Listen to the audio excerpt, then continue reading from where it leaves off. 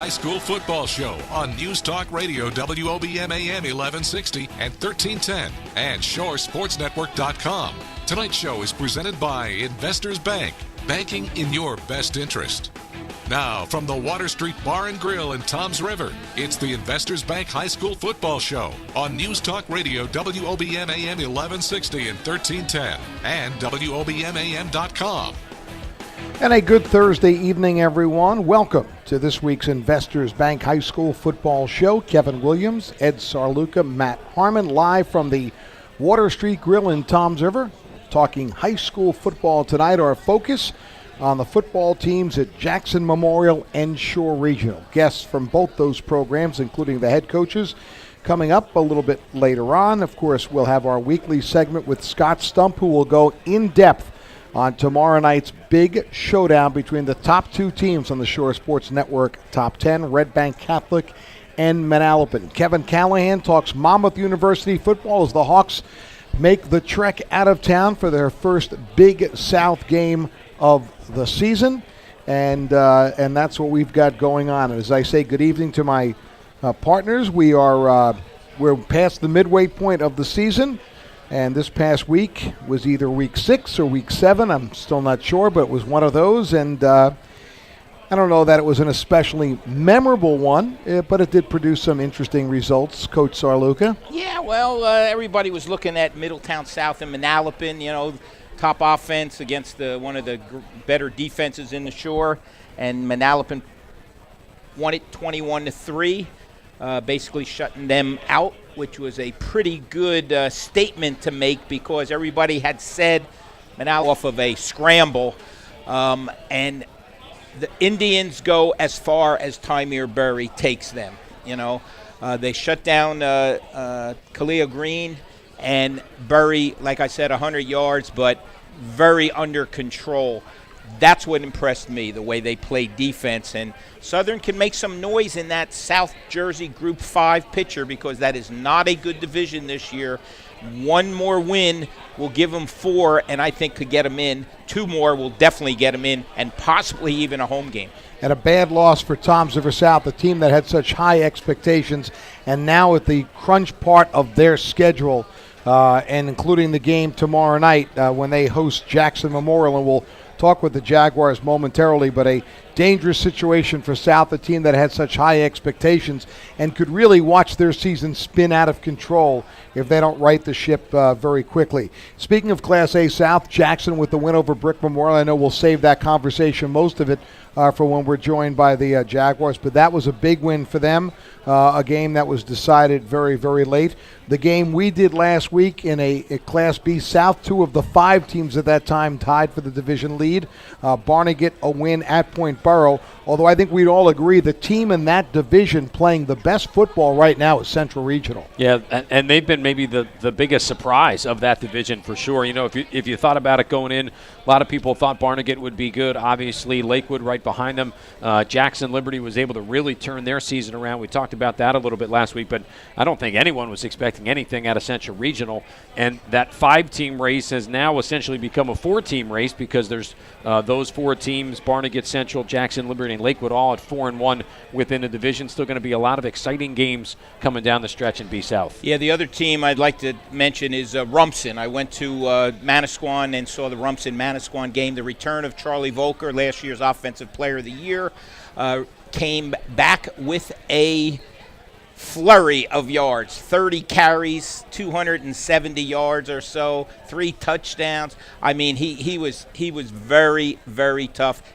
No signs. Before the game, we asked Coach Batchelor, give me a percentage. He said 85, 90%, for Charlie. Well, he certainly looked like about 140% to me because he was tough. Volker showed why he was the Shore Sports Network Offensive Player of the Year last week for sure.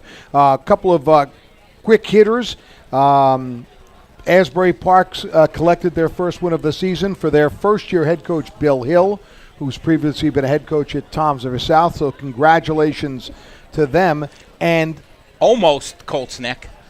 when got off to a 14-0 lead against Neptune in a game they probably on paper should not have even been in, and ended up losing in overtime by a field goal. So they're still looking for win number one. This week, Matt, not on the field but somewhere else, a team that was winless got a win, and a team that had one win is now winless, and that is Pinelands Regional awarded a forfeit victory over Donovan Catholic. They played in week 0.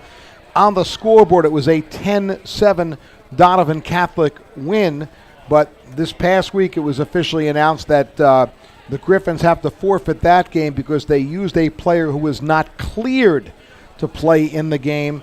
So subsequently, Pinelands gets a win, and Donovan Catholic now winless. Unfortunate, but I think everyone knew it was coming at some point. So if you're Pinelands, you're kind of waiting for that one to kind of turn around. And hard luck for Donovan. Now you go from at least having that one moment to have it basically snatched away from you, and not many games left to try and figure out if you can get a win. No, an easy one tomorrow night when they go to St. John Vianney. Which is 6-0. The Shore Sports Network top 10 this week. Red Bank Catholic and Manalapan, both 6-0, are 1-2 as we might expect. 6-0 St. John Vianney is in the third spot. Long Branch with a 5-1 record is ranked fourth. 4-2 Middletown South is fifth. I think we'd have to say the biggest surprise team of the season, 6-0 Freehold, occupies the sixth spot. Brick with a record of 5-1 is seventh. Jackson Memorial 5-1 is eighth, just ahead of Brick Memorial, who's 4-2. And rounding out the top 10 is Rumson with a 3-2 record. I got one for you guys real quick before we break. What do you do with the loser of tomorrow's Manalapan RBC game? Do you drop them below 2, or do you wait and let it play out and see what kind of game it is?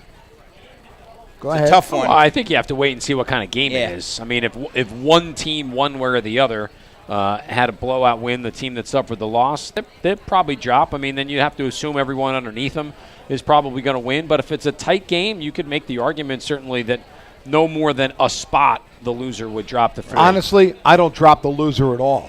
Yeah, because that's my point. Number one, I think whoever loses that game would still beat anyone else in the top 10 and would be favored to beat anyone else in the top 10. And I kind of felt that way. And just real quick, in that I know you're a big Notre Dame fan. I'll be honest, I didn't think Notre Dame should have dropped anything. They went to Florida State last week. Could have easily won the game, a controversial call at the end. Why would they drop? They weren't supposed to win the game. It was at Florida State. To me, why do you have to drop when you lose? You don't. You know? No, you don't. Well, I look at Bricktown. Look how the tumble they took. Although it was a winless Wall team, they lost a different to. kind of loss. Totally different. Exactly. Oh, That was a big kind of loss. I agree. Yeah, no, that's apples and oranges. But we will see. But clearly, that's a heavyweight matchup tomorrow night, and one that people have been looking forward to for quite some time. We're going to take a break. When we come back, our first spotlight of the evening will be on the Jaguars of Jackson Memorial, having an outstanding season under their fourth-year coach and Matt Harmon's former teammate. At Monmouth University. We'll do that after this. You're listening to the Investors Bank High School Football Show on the Shore Sports Network. Hey, New Jersey, when's the last time you got an auto insurance quote from a company offering savings and superior customer service? Well, Jersey's own Plymouth Rock Assurance is the better way to do car insurance. Their goal is to deliver a level of care and service greater than what you'd ever expect from your car insurance company. They go above and beyond by offering taxi reimbursement, guaranteed repairs, on-the-spot claim payments, and more. Call Plymouth Rock at 844-430-ROCK to find out how much you can start saving. Plymouth Rock is the proud sponsor of Shore Sports Network. Certain limitations apply. Hey sports fans, no matter what team you root for, Water Street Bar and Grill in Toms River is the best place to catch all your favorite sports action. With nearly 30 HD TVs bringing you every football game, great drink specials like $2.75 domestic drafts, plus amazing food deals including $2 sliders and $5 margarita pizzas, Water Street provides the ultimate sports atmosphere. Join them for happy hour every day. Baker's Water Street is located across from Huddy Park on Robbins Parkway in downtown Toms River. Visit them at bakerswaterstreet.com. Their deck is still open, so stop by and hang out outside while cheering on your team. This is Marianne Levy, News Talk Radio, WOBM, AM 1160 and 1310. Broadcast from the Preferred Home Healthcare Studio. 24 hours a day, 365 days a year, Preferred is there to help you. Preferred Home Healthcare, where home healthcare is done with feeling. the Jersey Shore's news leader. Listen online at WOBMAM.com and on the Radio Pup app for smartphones and tablets. News Talk Radio. 1160 and 1310 WOBM. I'm meteorologist Dan Zarrow. Maybe a stray shower for tonight, otherwise clearing skies. It'll be cool with lows in the mid-40s. Tomorrow we become partly sunny. Still a bit breezy, but at least we're warmer into the mid-60s for tomorrow. Saturday, mostly sunny skies, a very nice day, highs in the mid-60s again. And Sunday morning we could see an early shower, but then we'll turn mostly sunny, highs 60 to 65 on Sunday. I'm meteorologist Dan Zarrow on News Talk Radio WOBM AM 1160 and 1310. You're listening to the Investors Bank High School Football Show at the Water Street Bar and Grill in Toms River on the Shores Sports Network. News Talk Radio WOBM AM 1160 and 1310 and WOBMAM.com.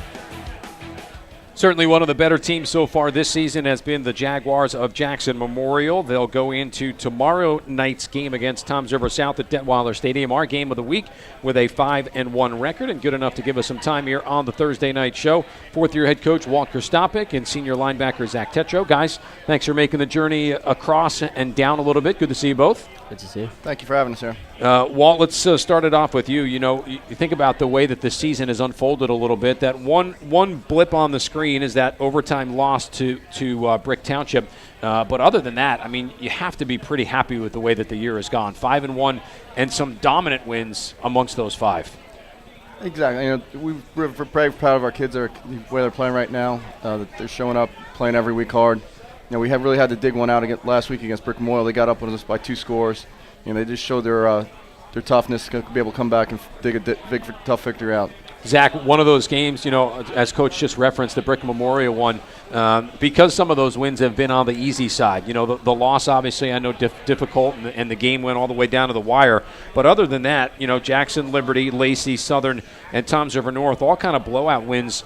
Was there any moment last week in that game where you guys got down a little bit early that there was any sort of panic or worry on the sideline at all?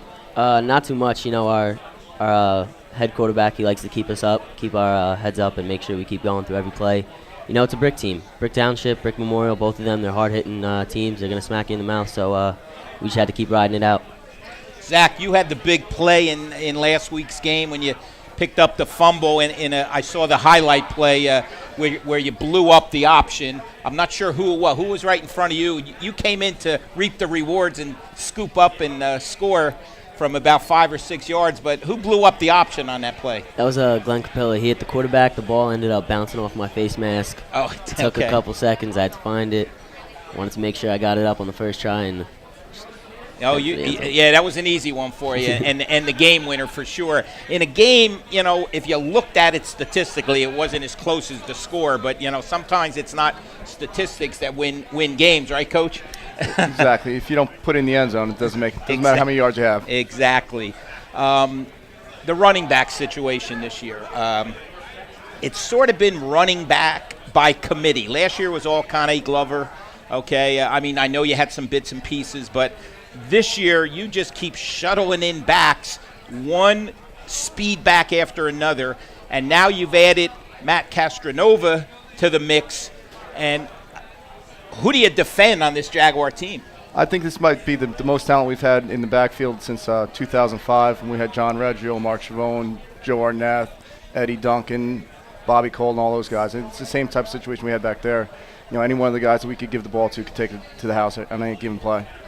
Zach, you know, if we talk about the offense for just a second, Jackson has always been really known as a hard-hitting defensive team. Mm-hmm. And within A-South, the conference that you guys play, I mean, one thing that's always been proven year in and year out is that there are no easy games. And if you've got a good defense, as Jackson has yet again this year, you're going to be in a lot of football games. Easily.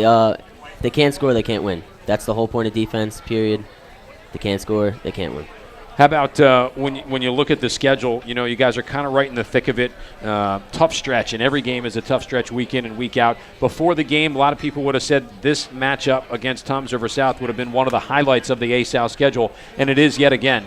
They've got that high-powered offense against, again, what you guys have again this season, which is a solid defense, but with the offense thrown in there a little bit. When you look at Toms River South and watch them on film, what is it that you see? It's just another Toms River team, just any other football team. You got to prepare. It's not any different. I mean, Tamir Berry, yes, he got moves, but he's going to be our main focus, stopping him, keeping him inside the pocket, and that's what we're going to try to do. Walt, as Toms River South kind of had a rough one last week against Southern Regional, we talked about in our opening segment that Southern Regional actually did a better job defending them than a lot of other teams do. As you watch the game film and go and scout, are you looking a little bit as to what other teams might do in defending a player like that, or are you more just saying we're going to stay within what we feel like we do, but every once in a while you might be able to pick something up from somebody else? Exactly. You see something that works, you're gonna incorporate it into your game plan and into what you do. Southern Regional has always done a very good job defensively. Zach, you were part of a pretty dynamic linebacking crew last year with Vinny Celandonio and Kenny Bradley. Mm-hmm. You played alongside of those guys who both of them were great, and you chipped in very well to lead that defense. This year you're the leader at that spot. How did you handle that going in? It just came to me, Kenny and Vinny leaving, they taught me well, so it was pretty easy, taking so over for you had them. to step up, right? Pretty much, but wasn't that big of a worry, because I got kids left and right of me. Right. Cole Collins, they'll help me out every play. Dante Davis, he'll be right there, Yeah, I want to talk a little bit about Cole Collins. He seems to have really stepped up on both sides of the ball, right, Coach? Yeah, he's playing a little fullback, right? Yes, exactly. We asked him to make a position change, and he jumped right at the opportunity. He was a tackle for us last year, but he's an athletic tackle. He's 6'2", 220 pounds. He's a big physical kid. Stepped right in for us where Celandonio and Kenny Bradley were last year. We had a big spot, not just on our defense from Bradley leaving, but also on offensively as a fullback. And he stepped into both of those roles and has done a very good job for us. I talked a little bit about the running back situation with Vinny Lee and Hewitt, right, and Gorlick and Castronova, but it takes the big guys up front to make that work. And this year you came in, it always seems like Jackson has that big physical offensive line. This year you've got a little experience, 3 guys returned. You got some strength, they're all strong, and they're quick. Tell us a little bit and mention some of those guys up front. I would even throw in our tight end, Brody Graham, and he's just like having another offensive tackle out there playing tight end. A kid that's 6'3", 250 pounds going into the season, right tackle. Our tackles are Brad Greenway and Dylan Smith. I mean, we had to make room for him. When we moved Collins back, he stepped right in as a first-year starter this year and has done a great job for us. With our two guards with Tyler Roush and Glenn Capilla, and our center Ryan Frazier done a great job. And it started right after the end of last year. There was no time off. They went right into the weight room and did what they had to do to get themselves ready for this year, and it's really showing right now. Walt Kristopic here with us, and Zach Tetro talks some Jackson Memorial football. The Jags will be part of our game of the week on Friday night, tomorrow night at Detweiler Stadium, taking on the Indians of Toms River South. Part of a crazy A-South race yet again, being paced by Brick at 5-0. Jackson right now in the second spot at 4-1. Brick Memorial, Toms River North at 3-2. Zach, as a player, I find it interesting always and we in the media do this a lot. You guys lose that tough, kind of heartbreaking game against Brick. You come back the next week, and there were probably some people who said, well, what's the carryover going to be? How do you guys turn the page from that loss to then go in and really kind of whip up on Toms River North a little bit? You got to have a short memory. Come back, bounce back off a loss, and just go back to your roots, start playing hard football, and Jackson football is all about that. It's a great answer, Coach, isn't it? That's the answer. You got to have a short memory, that's for sure. We can't go without talking a little bit about the playoffs. I know you don't want to hear about it. You want to talk Toms River South, but our job in this job is to look ahead a little bit. I like the scrimmage you picked up right before the playoffs. RBC. Are you somewhat looking forward to that one? I know you got a couple before that, but Zach, what do you think? A chance to play the top dogs. You know, you got to think about it a little bit, right? Can't hurt us, you know. Yeah. Preparing us for the playoffs. You know, Exactly. we're gonna see some good kids on the field, and just like I said, it's gonna prepare us. And the other thing is a chance at maybe another shot at the Dragons down the line. I'm sure that's He's already marked shaking off. his head. So Yeah, so that's a good enough answer He's- for me. he's And getting- we are video streamed, so everybody saw that. out He's there. going to get elbowed by his head coach in a second not to do that. But it is hard. And Walt, you were obviously a player, you know, at Jackson and then at Monmouth, so you know what it's about. You're not that far removed from it. You're looking forward to opportunities like playing against a Red Bank Catholic, where maybe in terms of things counting or not counting at that particular point of the season, it could if you win, and if you lost, it's no real skin off of anybody's back with the state stuff. And the information is so accessible today to players like Zach and everyone else. They know that right now Brick is the 2 team in Central Jersey Group 4, and you guys are the 1 team, and I'm sure they're very much looking forward to an opportunity to rematch. How do you keep everybody focused? I think, for the kids, they want to play the best teams that they're out there. You want to play teams like RBC. You want to play Brick. You want to play Tom's River North and all those types of teams. So it's easy to get them up and keep them focused and keep them doing the right things, watching their film, putting the time in the weight room, get themselves ready for them. You know, I was kind of intrigued by the way that your schedule was done this year, and maybe it just kind of fell that particular way. You open with 2 on the road, then you get 3 in a row at home, which is kind of rare, and then 3 in a row, which you're in the middle of right now on the road, and then 1 more game against RBC at home before I'm sure you'll likely have at least a game or 2 at home in the playoffs if you're able to, you know, win those games. Is it hard getting Zach into kind of a routine? You know, usually it's maybe 2 and then 1, and then 2 somewhere down the road. But right now, 3 at home, you guys it was probably great. You could just kind of kick back and, know everyone's going to show up, and then you're kind of removed from everything for almost a month. Can't get too oh, my bad. Go ahead. I think, more the Saturday games, the late Saturday games that we had, that kind of like throws off your preparation week a little bit. You know, trying to get back to more Friday games, it's a little bit easier to get, so you're on the same routine every week to get the kids focused. Zach, how about for you as a player? With those Saturday games, you know. And they've got some tough ones coming up. They'll have Tom's River North in a couple of weeks and Tom's River South to wrap things up. So no gimmies there either.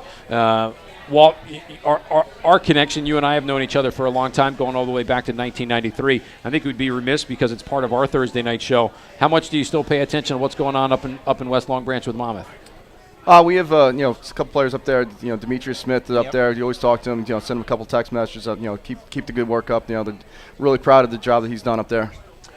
It's a long time since 1993. To think just how far the program's come. They're at full scholarship football, basically at the FCS level. Start Big South play probably 22 years ago. I know I couldn't, and I would imagine you wouldn't have imagined that either. I'm sure you still remember walking into that little trailer that he had outside the gymnasium. That's right. Yeah, the office building. Yeah.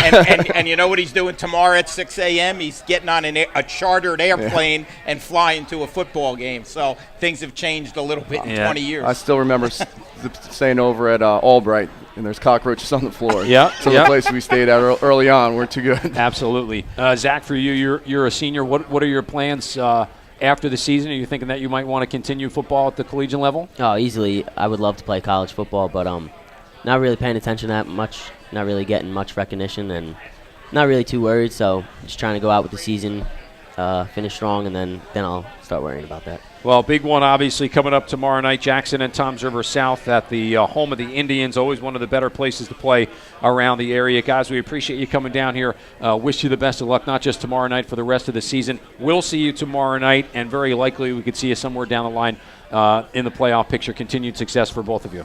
Yep.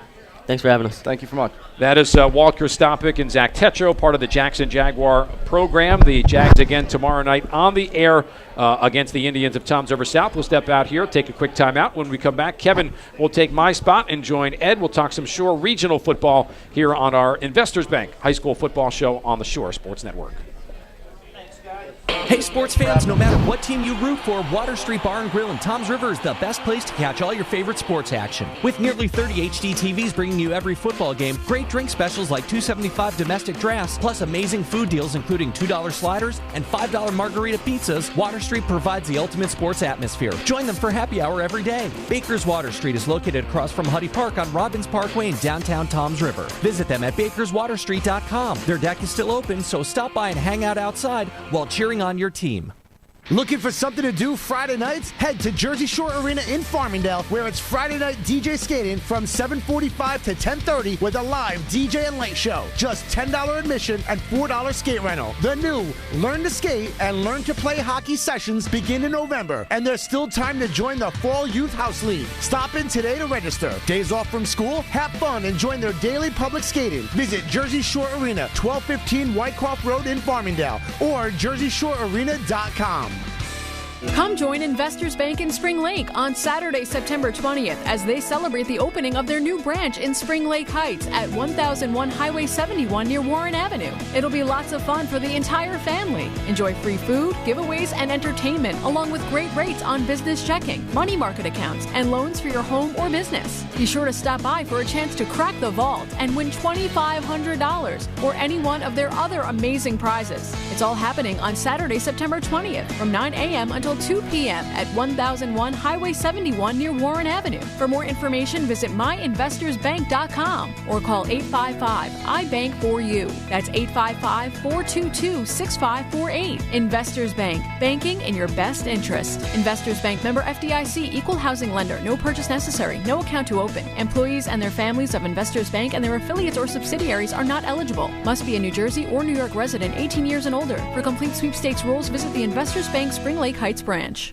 Looking for something to do Friday nights? Head to Jersey Shore Arena in Farmingdale, where it's Friday night DJ skating from 7:45 to 10:30 with a live DJ and late show. Just $10 admission and $4 skate rental. The new Learn to Skate and Learn to Play hockey sessions begin in November, and there's still time to join the Fall Youth House League. Stop in today to register. Days off from school? Have fun and join their daily public skating. Visit Jersey Shore Arena, 1215 Whitecroft Road in Farmingdale, or jerseyshorearena.com.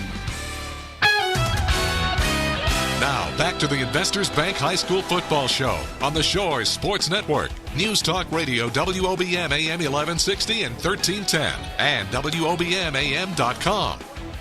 And welcome back. Good to have you along on this Thursday night. Good NFL game tonight. Broncos and Chargers in Denver.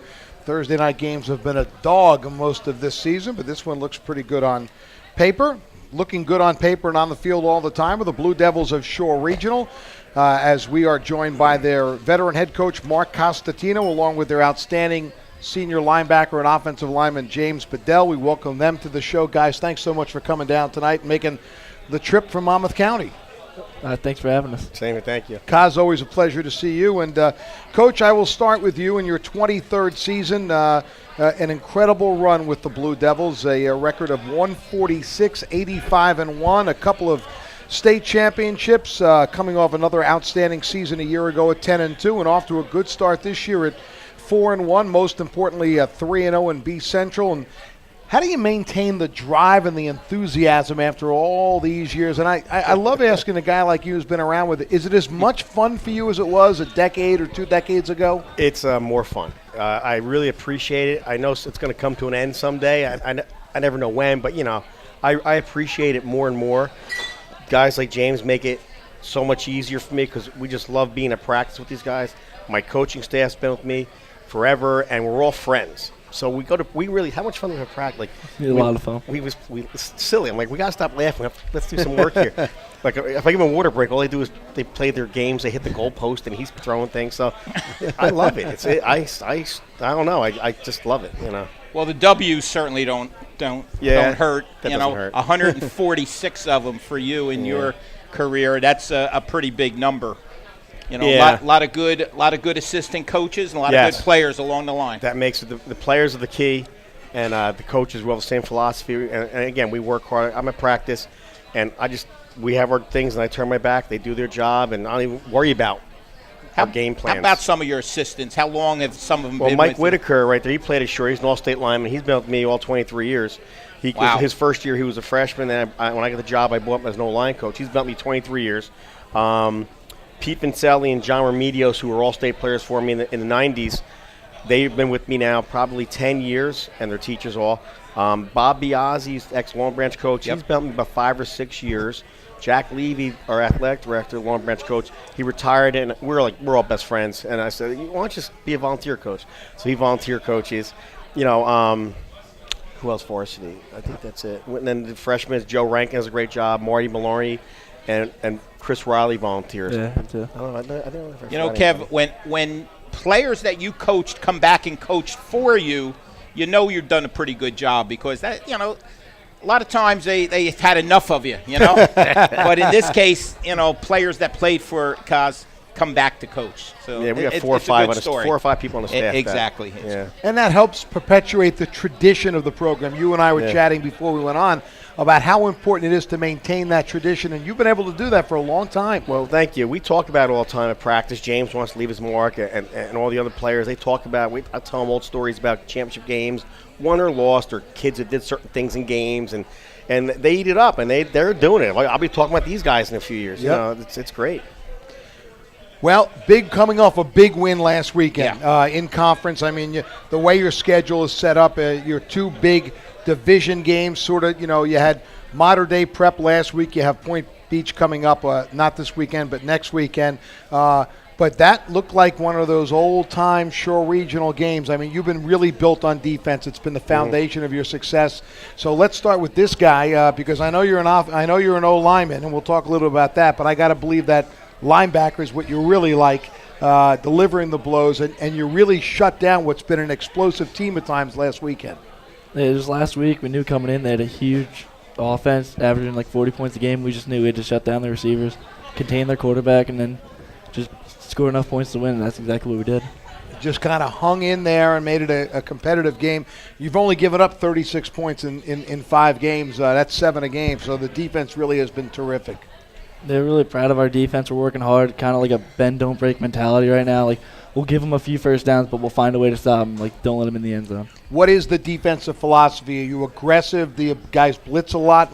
Tell us a little bit about that. We are aggressive, but we like to trust our front 4 D linemen to get to the quarterback if they're passing it. We'll blitz Doug Goldsmith a lot, blitz myself, but we'll also drop back into coverage. I have 2 interceptions last year. We had a lot of picks, so just hard-nosed football. Old traditional offenses and defenses. 4-4 defense. It's what I ran when I coached. I loved it. I love teaching it. A lot of teams have gone to the pro-type 4-3s and the 3-3-5s. Yeah. All these gimmick defenses. You've stayed with the 4-4. It's something you love. And offensively, the wing tee. The wing tee is the way to be. But we'll do we'll play with the wing tee with our personnel, but we're going to run power belly. That's our system. Defensively, we are 4-4. We have evolved to a 3-4 front because of the spread stuff. Okay. We do a lot of 3-4. We did last week. We caught our 50, and we have worked. It's more work in the preseason, but it's worth it when you face a team like Mater Dei, who, if you sat in a 4-4, would probably just eat you up. And you can't do that anymore. High school offenses are too good. So in the 3-4, even our 4-4, we'll check to a 4-3. We'll do a bunch of things, and he's so smart. This guy here is a coach in the field. They see it, look, they change, bump, bump, bump, and we'll say, okay, if they're in this, you have these 2 options, and sometimes I don't know what they're going to jump into, where it's a zone or a man. But they have the option. Zach, you got one of your key players back last week in Doug Goldsmith. What did that mean to the Devils? That meant so much for us, not only offensively but defensively. He came in, ran the ball, I think, 26 times for 140 yards. That was huge for us, really jump-started our offense. And defensively, he made a bunch of tackles. He got his rest on defense a little bit, getting his game condition back, but it was just huge to have him back. Just made everyone a lot more confident. Did he hit the whirlpool after the game? He must, right? Yeah, he was Not pretty sore. He was pretty sore. He got some treatment, definitely. Talking with James Bedell and Mark Costantino from Shore Regional High School. The Blue Devils, as we said, 4-1. Back in action tomorrow. They will be home against South River, and obviously a non-conference game. Then the following Friday, the big one against Point Pleasant Beach, also home, and still to come Asbury Park and Rumson. And in between that, will state playoff games for sure. James, I'd be remiss, and Coach Kaz and I, we talked a little bit about it, but as a senior, I have to believe that there was a little extra motivation this year. The heartbreaking loss last year in the state final to a Point Beach team that you had just beaten for the division title. We always talk about rematches and how difficult sometimes that is, but you came up short that first weekend in December, and I'm wondering how much that's been a motivating thing, especially for you and your fellow seniors. Yeah, last year losing to Point Beach, losing in the state championship game really upset us a lot. Coming out this year, even the underclassmen understood this is the seniors last year, even as juniors and sophomores, they know to come out, play the hardest because one day they're not going to be able to play anymore. You know, I got to remind our listeners that this is a team that has made the playoffs 18 times. They've been in the finals 10, and they've won 5 state championships. Not too shabby. Yeah, we're proud of our tradition, like we talk about all the time. And I know from my end, losing that game last year, and the year before in double overtime, my son's senior year, sometimes I can't get out of my head. My wife thinks there's something wrong with me. And I just watch Well, we know that's true. I know. You're a football coach, so right off the bat. I know. Something's wrong. The wives never get it. They never get it. But I watch film. I was watching film. I already broke down Point Beach's whole season already. So it's just me. I'm a defensive guy. But it's just something I love to do. It's a hobby. It's whatever. It's part of your life. But it was upsetting last year, but again, they're good guys. I'm friends with the coach and our staff, and I was happy for them. Even though we lost, I said, I'm happy that a Shore Conference team won it. You guys earned it. You beat us today. Good job. And that was it. James, it just always seems to come down to Shore and Point Beach. Every year in this division, in the States, you throw in South River every now and then, but it always comes down to you two guys. You like it that way? I do like it that way. It just especially makes it if you're exciting. one of them, right? If you're one of those teams. Absolutely. Come down to end of the years, big game, championship games. We live for it. Last year we were able to get them in the division game. Clearly lost the next one, but it's still fun. It's always fun to play them. Hard-nosed football. Both basically the same team. Just love to run the ball. Great defense, so it's always a fun game. Yeah. I was just going to say, Coach, we always ask you this every year because you come down every year, the lack of respect in the top 10 polls and things like that. Give me your opinion on that. And I'm going to ask James the same thing. Without being too whatever, I know there's bigger schools, this and that, but you know what? We scrimmage bigger schools and we dominate them. And I'm not saying we can handle their schedule week in, week out, but you put us in a parking lot with any of those schools, we're going to hang with them. And it's going to be a tussle because we know we hit, we know we play great D, and our special teams you can't beat our special teams. So you take that into account what we do as a small school. And like I said last year to a few people when it came to the All-Shore, I go, get over the zip code. Don't worry about the zip code. Worry about what happens at our place every year. But I get it. There's bigger schools and whatnot, so we're like always the 12th team. I always say we're always ranked 12th. Maybe 11. Yeah. But don't put 10 in the paper. But I guess part of the feeling is that you really have to lobby for your kids more than anything else. Your biggest concern is if you have kids that you believe should be honored, you want to do all you can to make sure they get their spot. And we talk about that. I said the best thing to do is keep winning. When you win games, you're going to make the postseason. Like last week, we played a very good Mara Day team, and James included, had a number of kids had unbelievable games, and the press was there. So that plays a lot into it. So, James, a little disappointed that the turf didn't go in this year, right? You're getting turf on your field, right? Yeah. They postponed it a year. A little disappointed, but I just love our field because it's kept so great, and it's never a bad field. So turf is fun, but turf burn. So. Those little pellets. Yeah. Now, Ed, as you know, Coach Sarluka, that James is an offensive lineman as well, plays both ways. But you probably didn't know what his specialty is, which I just found out in a little before we came on. Go ahead. He is Coach Kaz swears he's an outstanding, tremendous long snapper. And actually, give him some names. Well, we talked about Clark Harris. There you go. The former Southern Regional tight end who's made a long career in the NFL as a long snapper. I don't think he's played it down. Nope, never. But James has said that some schools are talking to him about that, right? Talk a little bit about that, some of the schools maybe. Absolutely, just a bunch of like D1 single A's really looking at me. Virginia, Rutgers are a few just looking at me for like pure long snap, and then a couple other smaller schools doing both linebacker and long snapper. But like they just really like how I can snap it like a right foot back there, but then not only just go down and make the tackle and like the punter. So let me ask you this, and I know at this point there's a long way to go, but do you have a thought in your mind that what you'd rather do, that maybe go to a bigger program as a long snapper where in some cases you might have to be a preferred walk-on, or go to a school that wants you to play every down? It really depends on the school, the environment, so it just comes down to that, like the education. So when the time comes to make a decision, I'll decide then. So what would you likely major in? Do you know what you want to major in? I think I want to be a teacher and come back coach at Shore. All right, do you want to? So, are you going to come back and work with Kaz, or do you want to take his job? A little bit of both, maybe. Maybe one or 2 years as an assistant, then we push him out. Get in line. Let's talk a little bit about South River. This is a traditional power. Yes. Down a little bit this year, but always dangerous, right? They're a very good team. We respect South River. They've won 9 state championships. Coach Marchese has been there close to 30 years. They suffered a tremendous blow this year at preseason. Their star runner broke his leg.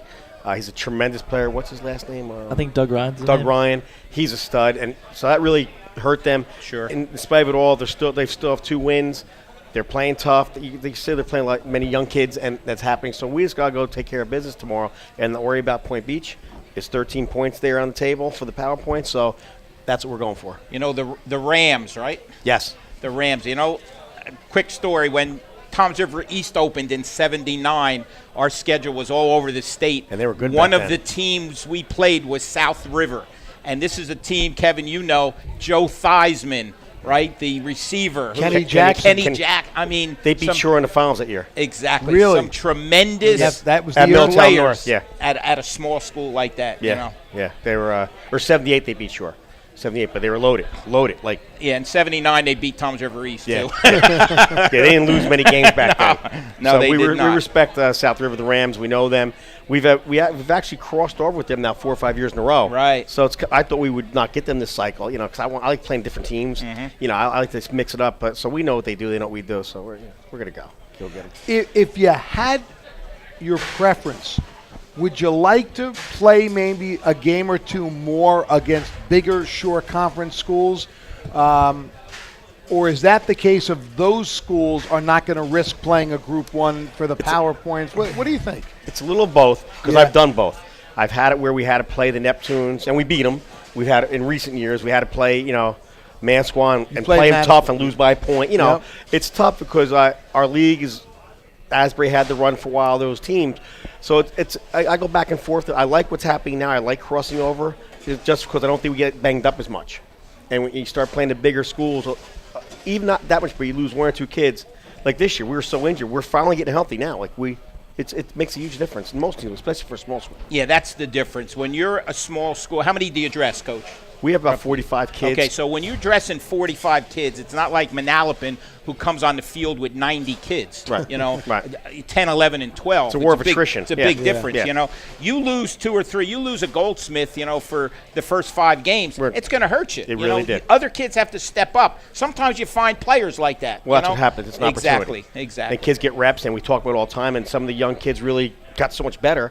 But, a kid like Doug's hard to replace. Jack Britton's been out all year, started last year. We might get him back in the end. Hopefully we'll get Jake Montero back for Beach just to kick. But he's our best outside linebacker. He's an animal. So, we had so many kids out for a while. It was great. We were just patching kids, so. And now you still play a game on Thanksgiving. On Wednesday night. And you watch. If this game lasts, it'll become the biggest game of Monmouth County Thanksgiving. It'll be one of the biggest games of Thanksgiving when you look. Hold on now. I'm telling you right now. No. I agree with that. But I'm going back to Devil Dog. Who thought of that? One of my 4th-string wide receiver.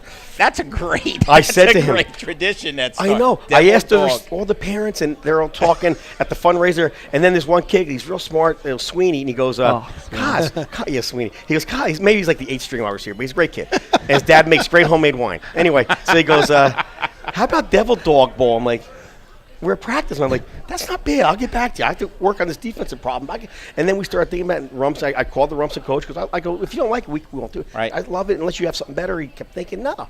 I said, well, I can get the trophy made. I talk to Brian all the time. He's a good guy. And he said, yeah, it'd be great. So we're going to have a nice trophy made. The school keeps it. And, I think it's pretty cool. I do like one thing, and while I'm not a proponent of the Thanksgiving Day football, if you're going to play that game, I think playing it on Thanksgiving Eve is the home run, because then you still have Thanksgiving Day with your family and wherever you have to go, and if you have to travel, and you can still do that, so you kind of get the best of both worlds. Get a huge crowd. And if you're in the finals, you get the extra 2 or 3 days. Many schools postpone their games to the Friday and Saturday. Brian asked me out the other day. He texted me. We played Rumps in the finals in the Pop Warner. We beat them. By the way, we beat them both games. Our AYF teams. That's too bad for them. Anyway, he's at the game. He texted me. What about I said, we're going Wednesday night. He said, great. Because he plans on being in the finals. We plan to be in the finals. Just play Friday night, the playoff game. Come in Saturday, Sunday. Let's go. We'll be ready for Wednesday. We know each other. Yeah.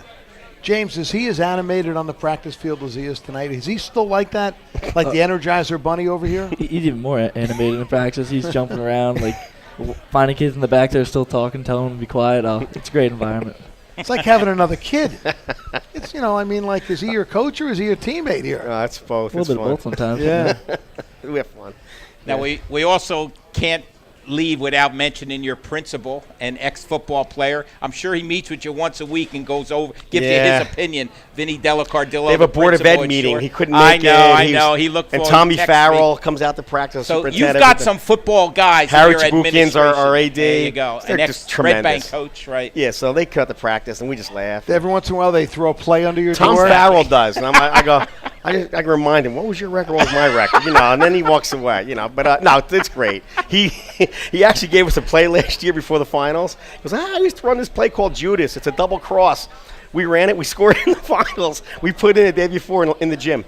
And we scored. Did it work? You scored? We scored. Oh. Our only touchdown. Then you got to take his advice. I have to now. He's the king. But I would think for you as a football coach, having administrators who support the sport as opposed to guys who deal with those who are anti has got to be a huge advantage. It's huge because they understand the challenges outside of the football field with certain kids and all that whole the other end of it with our school, our whole area, everybody's behind it. So it helps in that regards too, where the kid, whatever, they'll help you out, and they'll talk to the kid and take them aside. And they're great guys. So. Exactly. It's also a situation where somebody screws up a little bit in school. You don't hang them. He goes right to the coach. Guys like that who understand, who've been in that situation, they go to the coach first, even before sometimes they talk to the kid. And our interim vice principal is Jim Simonelli. Yes. So he's there now for we had the other day, a kid got in trouble and he said, do you want to run him? I said, or I'll give him detention. I said, I'll run him. So he ran. Guys, I can't tell you how much I appreciate you coming down. Cos, we look forward to having on you every year. Again, South River tomorrow night at home, and then the following Friday, a game that will likely decide the division title, home against Point Pleasant Beach. Mark Costantino, the longtime and very successful Shore Regional coach, and his outstanding senior, James Bedell, who just maybe in a couple of years will be watching as a Division I long snapper, and wouldn't that be a kick? That would be cool. Enjoy the rest of your senior season. Thank you. All right, guys. Thank you so much. When we come back after the break at the top of the hour, we'll talk with Monmouth University head football coach Kevin Callahan. Still to come in hour number 2, Scott Stump on the heavyweight showdown tomorrow night between Manalapan and Red Bank Catholic. You are listening to the Investors Bank High School Football Show on the Shore Sports Network.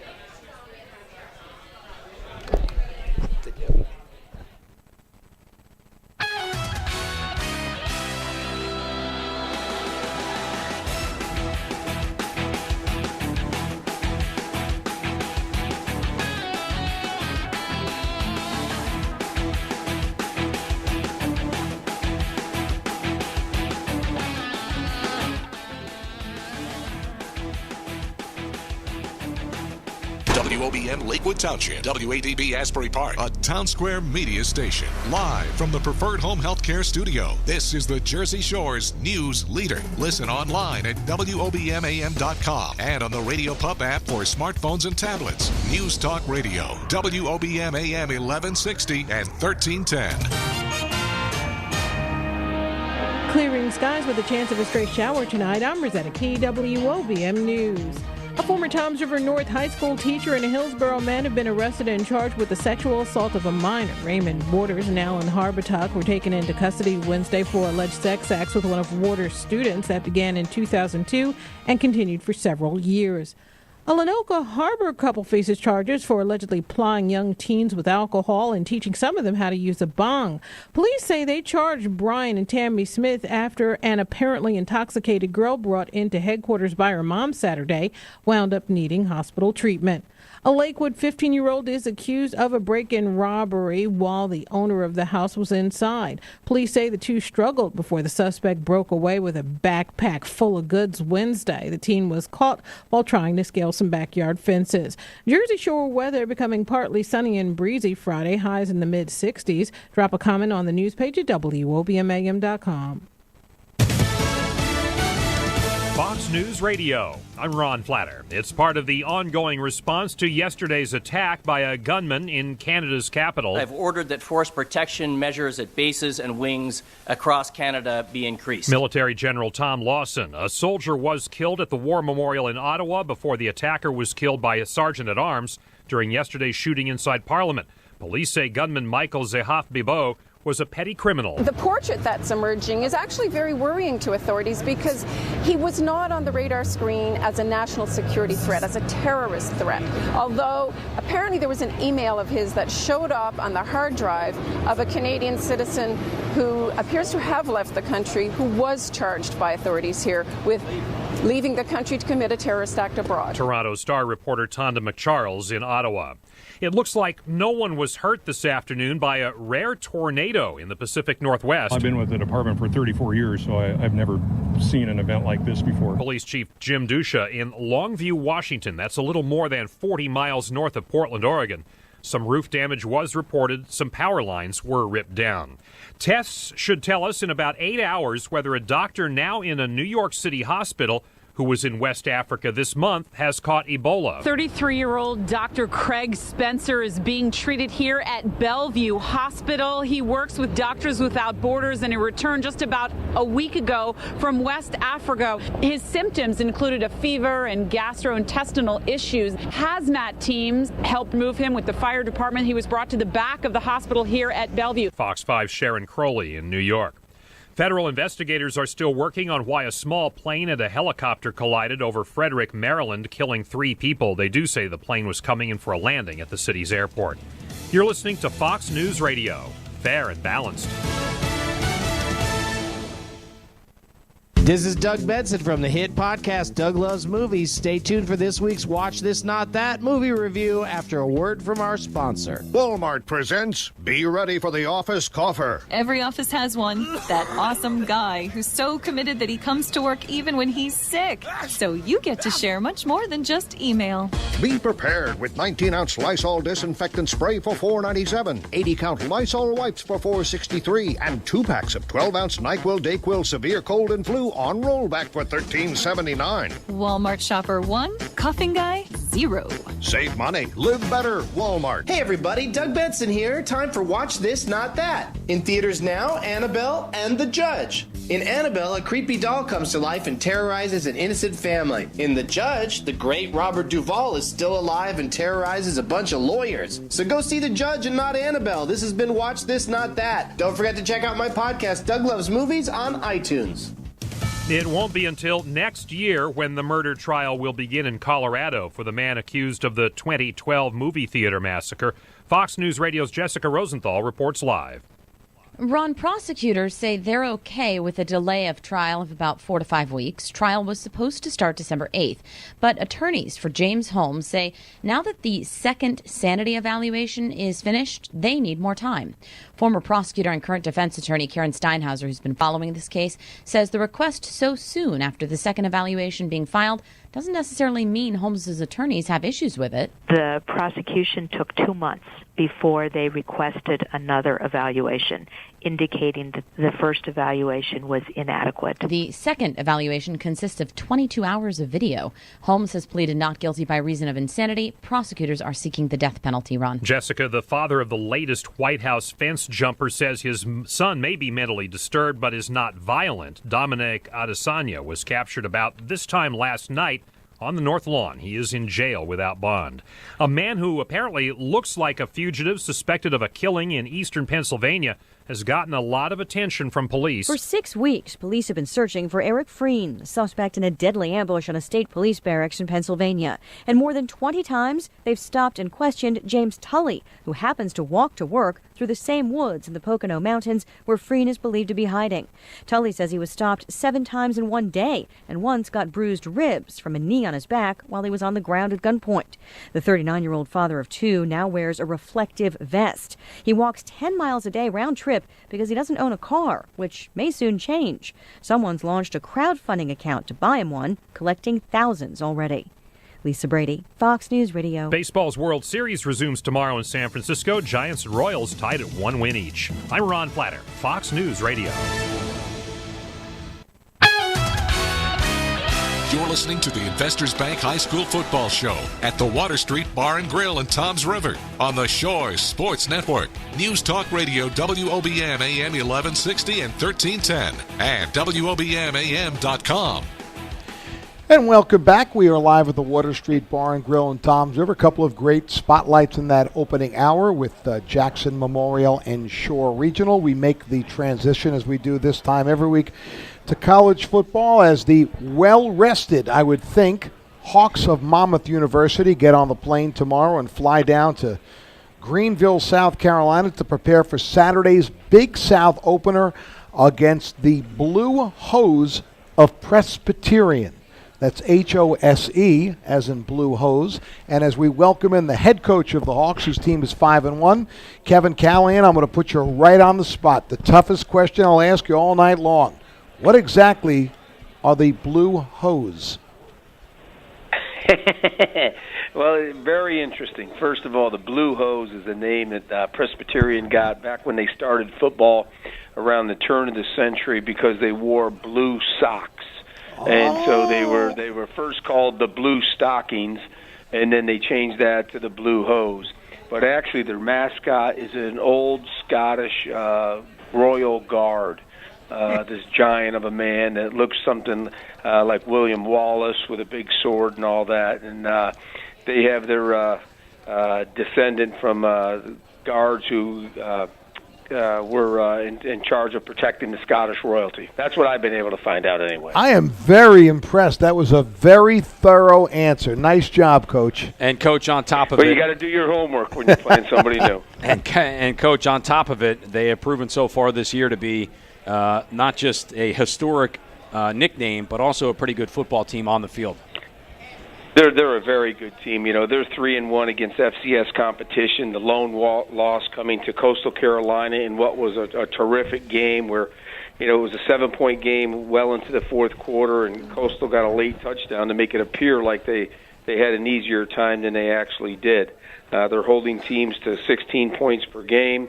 Their other losses came at the hands of FBS teams, Northern Illinois from the Mid-American Conference, who's been to bowl games for 8 consecutive years, and then to North Carolina State from the ACC. So they're a team that's playing extremely well. They're coming off a great win last week over nationally ranked Charleston Southern.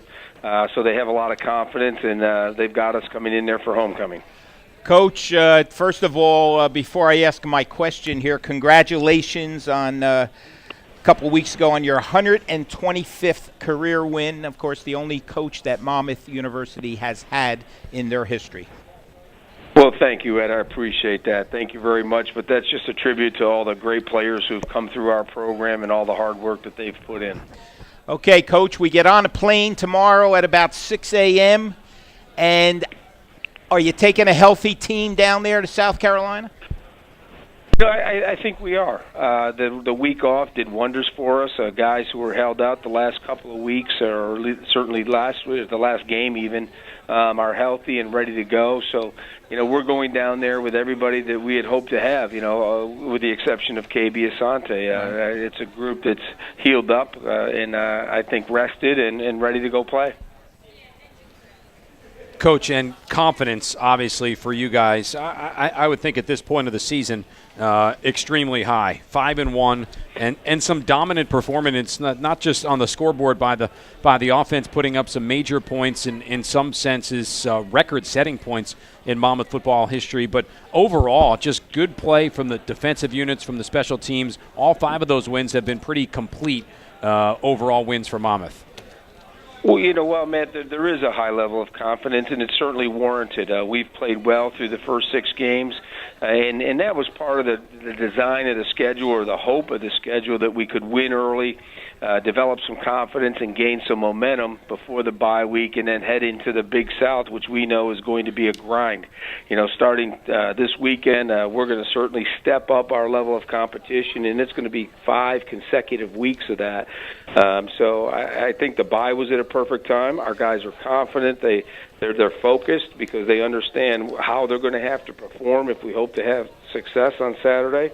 And we're ready to go, and we're really looking forward to the trip and our first ever Big South Conference game. Coach Cal, is there any general statement we can make about the difference between the Big South opponents you're going to play over the next 5 weeks as opposed to your opening 6 weeks of the schedule? Is it a matter of bigger programs, bigger kids, more kids, faster kids, or is it a combination maybe of all of that? Well, it's part of that, Kevin. I think that they're all playing at a high level. Certainly, as a conference, the league has done extremely well. 2 weeks ago, there was 3 teams. 3 of the 6 teams were ranked in the top 25.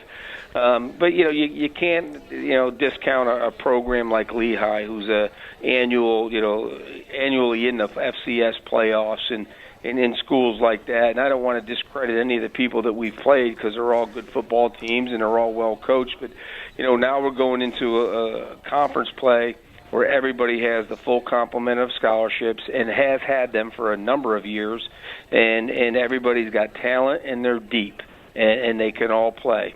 We just see it each and every week as we compare scores and watch who the teams in the Big South are playing, and what the results are. It's eye-opening, and we've got to be ready for this step.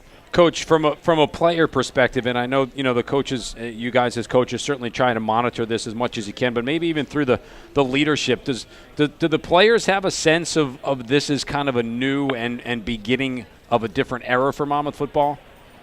They absolutely do, Matt. Last year, when we went down and played Liberty, that was kind of a preview. And they understand that, all right, what we saw at Liberty is what we're going to get for the next 5 weeks. And that's a very sobering statement. And our guys understand what we're going into. They also know that we're taking another step forward. Just like back when you played, Matt, that first class came and started football at Monmouth. Well, this group of guys is starting football on the fully funded Big South level, and they're excited about it. They're anxious about it, but they're energized by it as well. Coach, what usually happens in games like this against top-notch opponents? The defense must step up. And looking through the press notes here, I see that in 2014 you have started every kid except for one quarterback spot has been the same player. Consistency. This team has gotten better each week. They have, and on that side of the ball, we've been very fortunate to have remained healthy and have the same guys in the lineup, and that's allowed them to develop and continue to improve as the season has gone on. And that's what we're going to need. We're going to need a team that's seasoned, so to speak, as we head into this stretch here, and it all starts down at Presbyterian this Saturday. Talking with Monmouth University head football coach Kevin Callahan. His Hawks will visit the Blue Hose of Presbyterian on Saturday. That is a 2 p.m. kickoff at Bailey Memorial Stadium in Clinton, South Carolina. Matt and Eddie, running back, who's missed the last 2 weeks, and he's back in the lineup for tomorrow, or for Saturday. So we've got quite a challenge in front of us. Well, 6 games down, a couple of bye weeks in between. The grind really begins this weekend. 5 straight Big South games. We wish you all the best. Have a good trip down there, and hopefully have a good trip back with a team in a celebratory mood. And regardless, we'll be looking forward to chatting with you next Thursday. Thanks, Coach. Thank you very much, guys. I appreciate it. Stephen Callahan on his way. Matt will be flying down tomorrow with the team, which means that it's just you and I tomorrow night on the high school game of the week, which... Yikes.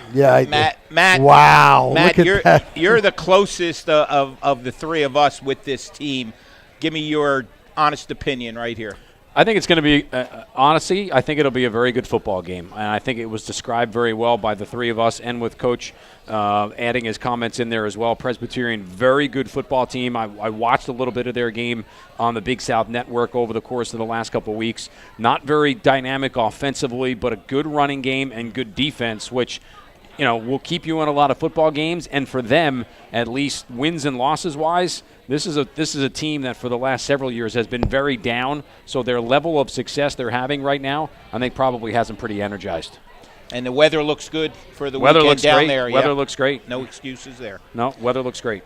Sounds good. We'll take a break. Hopefully when we come back, we'll be joined by our colleague Scott Stump, and we'll go in detail on tomorrow night's heavyweight tussle between Manalapan and Red Bank Catholic, and we'll also take a look at the picks for this weekend because... We have to? Well, we have to because nothing is hotter in the entire Shore Conference than Ed Sarluca, which really is hard to believe. We'll do that after this. You're listening to the Investors Bank High School Football Show on the Shore Sports Network. Hey, sports fans, no matter what team you root for, Water Street Bar and Grill in Toms River is the best place to catch all your favorite sports action. With nearly 30 HD TVs bringing you every football game, great drink specials like $2.75 domestic drafts, plus amazing food deals including $2 sliders and $5 margarita pizzas, Water Street provides the ultimate sports atmosphere. Join them for happy hour every day. Baker's Water Street is located across from Huddy Park on Robbins Parkway in downtown Toms River. Visit them at bakerswaterstreet.com. Their deck is still open, so stop by and hang out outside while cheering on your team. Holiday weight gain can last a lifetime, so reward yourself with positive changes by losing weight with Calorat MG. I'm Marianne Levy. I went down 4 sizes using Calorat MG. Simply by taking 3 collagen protein capsules right before you go to sleep, drink 6 to 8 glasses of water daily, and Calorat MG will burn the fat in inches while you're sleeping, and the water flushes it out. Calorat MG is 86% proven successful, with an average of 2 or more sizes lost in just 3 months. Calorat MG, 100% all natural, no side effects or interactions with medications. It's even doctor approved. No specific diet or exercise required. Join me in my weight loss journey and go to 48nofat.com. Write Marianne in the coupon box at checkout and get a surprise discount. Or call toll free today, 1-888-486-6328 and mention me. That's 1-888-486-6328 or visit online at 48nofat.com. Now, back to the Investors Bank High School Football Show on the Shore Sports Network. News Talk Radio, WOBM AM 1160 and 1310, and WOBMAM.com.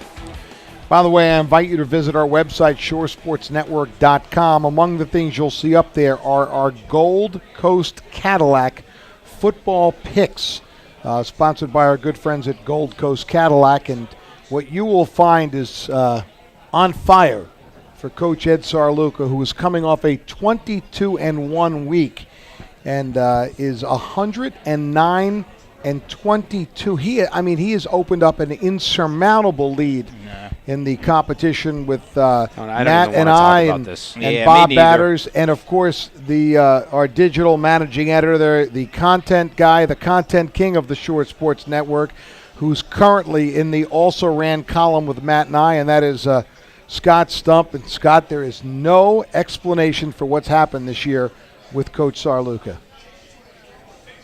I actually looked real close at the Southern Toms River South film, and I think I saw Ed with a Toms River South helmet on trying to block that last-second field goal to get the undefeated week. Yeah, if South had won that game, he would have been 23-0 and out of control. We would have never been able to live with it all week long. But yeah, even when it came close to happening, I still was thinking about turning my phone off because at some point, Ed is always the first one to reply to the Picks email and to let you know what his record was the previous week. And the last to reply, I know every week, is Harmon, correct? Absolutely. But yeah. Matt, in his defense, does have 17 jobs. Well, so do I always get him in on time? Well, depends on you've pushed the envelope a little bit. I tell him, make sure every Thursday morning you send me a reminder to send me in your games. Because, again, Scott has nothing to do but remind you. Okay, listen, enough of that. I'm going to go into this segment here as saying, and I thought you documented it so well this week, the numbers 38 and 30. 38, the winning streak of Red Bank Catholic versus Shore Competition. 30. Manalapan's winning streak versus Shore Competition.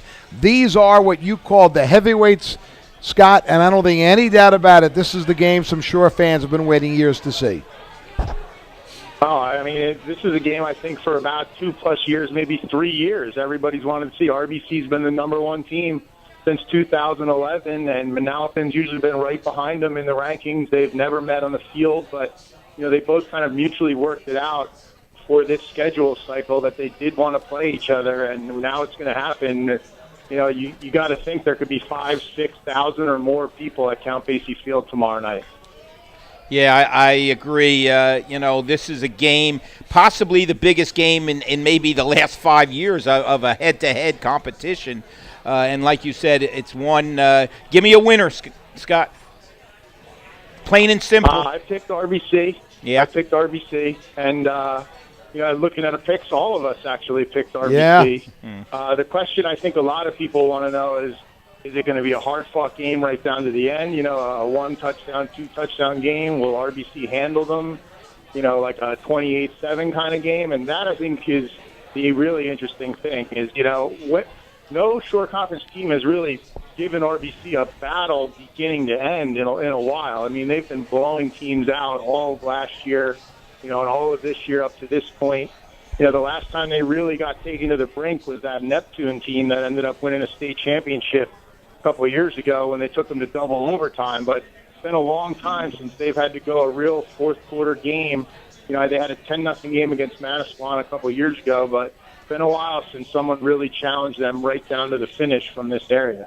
Scott, I'm intrigued by a game of two of our top 10 teams other than Red Bank Catholic and Manalapan. That's Middletown South and Brick Memorial. You kind of got one of the top teams in A North taking it on one of the top teams from A South, which I think everyone would probably agree has most of the heavyweights within the Shore Conference. How do you see that one playing out? Yeah, it's an interesting game because both teams coming off tough losses against teams that were ranked ahead of them. Brick Memorial locked in with Jackson Memorial right to the end before losing to them. Middletown South losing 21-3 to Manalapan. So I think this is obviously mainly just huge for playoff seeding. Middletown South wants to get up there in Central Jersey Group 4, try and at least get a home game.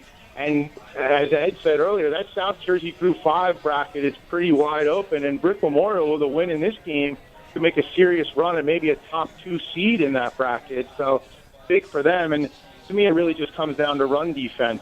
Brick Memorial with the flex bone will try to get back on track after Jackson bottled them up last week, and Middletown South will also try to get their offense cranked up again after getting smothered by Manalapan. So it's really going to come down to which team defends the run better.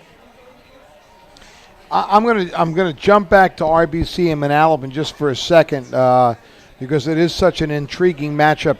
You last week saw Middletown South at Manalapan, which was a game that on the scoreboard made it look rather easily, but statistically the game was pretty much a dead heat. In what you saw last week, did it convince you that Manalapan is more of a threat to knock off RBC or less of a threat?